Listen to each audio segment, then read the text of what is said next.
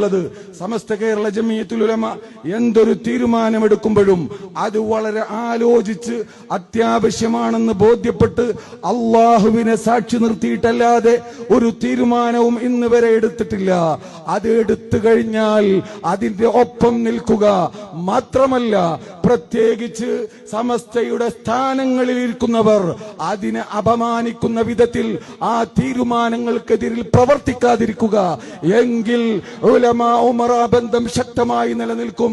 രണ്ടാമതായി പറയാനുള്ളത്, രാഷ്ട്രീയക്കാരും ഇവിടുത്തെ ജനപ്രതിനിധികളെയും അത്തരം കാര്യങ്ങൾ നോക്കാനാണ് നാം തെരഞ്ഞെടുത്തേക്കുന്നത്. അവര് ഈ മഹാനായ സയ്യിദുൽ ഉലമയെയും ബഹുമാനപ്പെട്ട MT ഉസ്താദിനെയും അതുപോലെയുള്ള വലിയ വലിയ പണ്ഡിതന്മാരെ തൗഹീദ് പഠിപ്പിക്കാൻ വരരുത് എന്നുകൂടിയാണ് എനിക്ക് പറയാനുള്ളത്.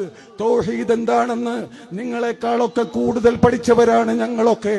അതുകൊണ്ട് ഇത്തരത്തിലുള്ള പ്രവർത്തനങ്ങളൊക്കെ നിർത്തിവെച്ചുകൊണ്ട് മുൻകാലത്തുണ്ടായിരുന്ന ആ പരസ്പര ബഹുമാനം നിലനിർത്തുകയല്ലാതെ മറ്റു മാർഗങ്ങളില്ല എന്ന് ഈ അവസരത്തിൽ ഞാൻ ഓർമ്മപ്പെടുത്തുകയാണ്. അതുകൊണ്ട് പല വിട്ടുവീഴ്ചകളും ചെയ്തുകൊണ്ടാണ് പലപ്പോഴും പല വിധത്തിൽ വിഷമിക്കേണ്ടി വന്നിട്ടുണ്ട് ബഹുമാനപ്പെട്ട നേതാക്കൾക്ക്. എന്നാലും ഈ ഉമ്മത്തിന്റെ കെട്ടുറപ്പ് നശിക്കരുത്, തകരരുത് എന്നാലോചിച്ചുകൊണ്ട് വിട്ടുവീഴ്ച ചെയ്തുകൊണ്ട് സമസ്ത കേരള ജമിയത്തുൽ ഉലമ ഭൂമിയോളം ക്ഷണിക്കുമ്പോൾ അത് എന്റെ പ്രിയപ്പെട്ട പ്രവർത്തകര് പലപ്പോഴും അതിൽ വേദനിക്കുമ്പോഴും അത് നമ്മുടെ ഉത്തരവാദിത്തമാണെന്ന് മനസ്സിലാക്കിക്കൊണ്ടാണ്. അതുകൊണ്ട് ആ ഒരർത്ഥത്തിൽ മുന്നോട്ട് പോകണം. അല്ലാത്ത രൂപത്തിൽ ഒരിക്കലും ഉണ്ടാവാൻ പാടില്ല. ചതിയുണ്ടായി കഴിഞ്ഞാൽ ഒരു മുഅ്മിനെ രണ്ടു വട്ടം ചതിക്കാൻ കഴിയില്ലെന്ന് നബി സല്ലല്ലാഹു അലൈഹി വസല്ലമ തങ്ങൾ പറഞ്ഞതിന്റെ അർത്ഥം നാം ഉണർന്ന് പ്രവർത്തിക്കണം, ജാഗരൂകരാവണം.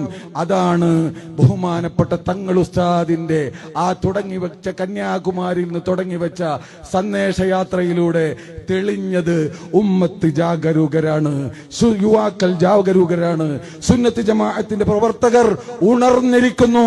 ഇനിയും ചതിക്കാൻ സാധ്യമല്ലെന്ന് പ്രഖ്യാപിച്ചിരിക്കുകയാണ്. അള്ളാഹു നിലനിർത്താൻ നമുക്ക് തൗഫീഖ് ചെയ്യുമാറാവട്ടെ.